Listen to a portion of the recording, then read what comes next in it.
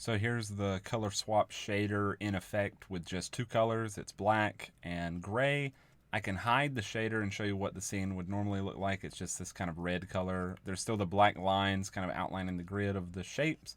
And there's a couple omni lights spread throughout the scene just to add some lighting. But it's very difficult to see the lighting when it's all this color. You can see it a little bit in some places.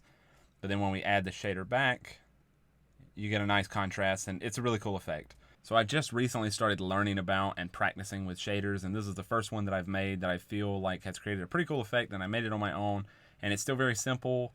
It might not be the best way of doing it, obviously, that's always a disclaimer, but I think it looks pretty cool. Just to walk through it really quickly, shader type canvas item. I think I'm just saying that because I'm using it on a 2D node, a sprite, even though this is a 3D scene, and I'll look at how to attach this code to that sprite in a second.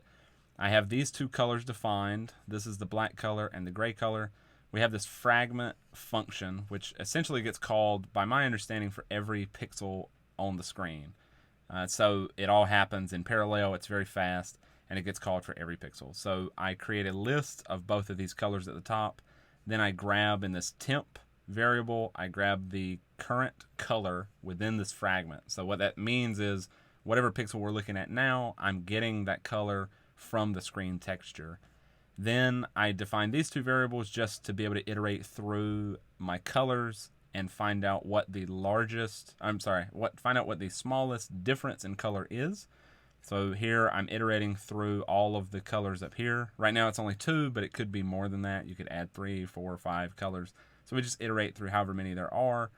And then we're just updating our min color and min diff based on the distance between the current color, which is stored in temp, and the color in the current iteration.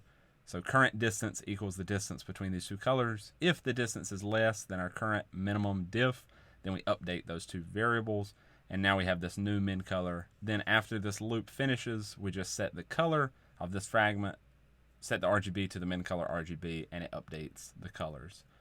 So if you were going to attach this code to a new sprite, I can go into the game, I can hit add child node, add sprite, and then whatever the texture is, it can be whatever you want. You can just drag in this icon texture and then stretch it out over the viewport. And then come down to material under canvas item. It'll be empty. You hit empty, you click on empty, new shader material. You've added that. Now you click on the material itself. You come down to shader, which is also empty. Click on that, new shader. Click on that, and now you have an editor for the shader code, and you can type in whatever you want and bring in the code. I would encourage you to read into color difference a little bit and the ways that you can use math to calculate actual visible color differences, because right now I'm just using the built-in distance function, and that's this Euclidean just distance between two vector 3's, but that's not how humans actually perceive color. And it gets a lot more complicated than that, and there's a lot of different methods, so I'll let you read into that because it's kind of a rabbit hole. This may not be something that will be extremely useful to you, but hopefully you enjoyed the video. And if you did, remember to hit the like and subscribe button. Check out the links in the below for ways you can support the channel, like through my Patreon and a recent Kickstarter project. And hopefully I'll see you in the next video.